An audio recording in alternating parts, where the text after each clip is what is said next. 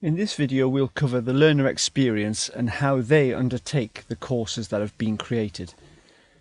If you have any questions having watched the video, then please email us at it.skills@hscic.gov.uk.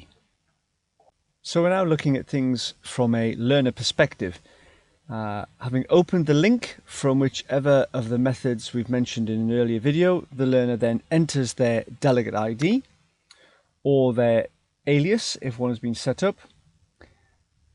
If you set up the course as one that allows self-registration, then the learner can now go through that process too. And that's what we'll do. We'll create a new learner and we'll complete all of the fields, remembering that some of the fields are going to be mandatory.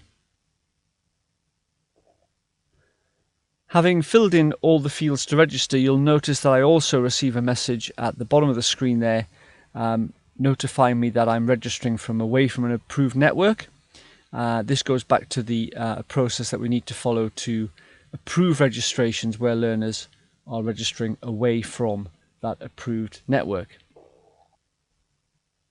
So now I've logged in, the learner can choose if they wish to undertake the diagnostic or go straight into the learning. So just expand out the module there. You'll see the diagnostic appears at the top and then all of the learning and modules appear underneath.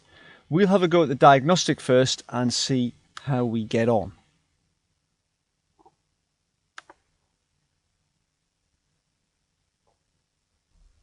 So having completed the diagnostic, the learner then gets a score report that's broken down into each area. And when we go back to the main learning menu, we see the really clever bit. The system has used our scores in the diagnostic to recommend a learning plan to us. We can still complete any of the other elements of learning if we wish though.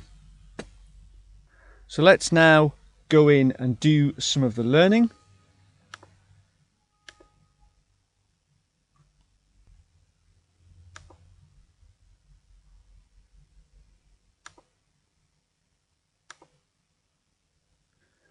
And once we've done that, you'll see that the section is marked as complete. The learner can always see their progress at the bottom of the screen and also what they need to do in order to complete this particular course. Once the course is complete, the learner will be invited to complete a short survey about the learning and also, if it's appropriate, print their certificate.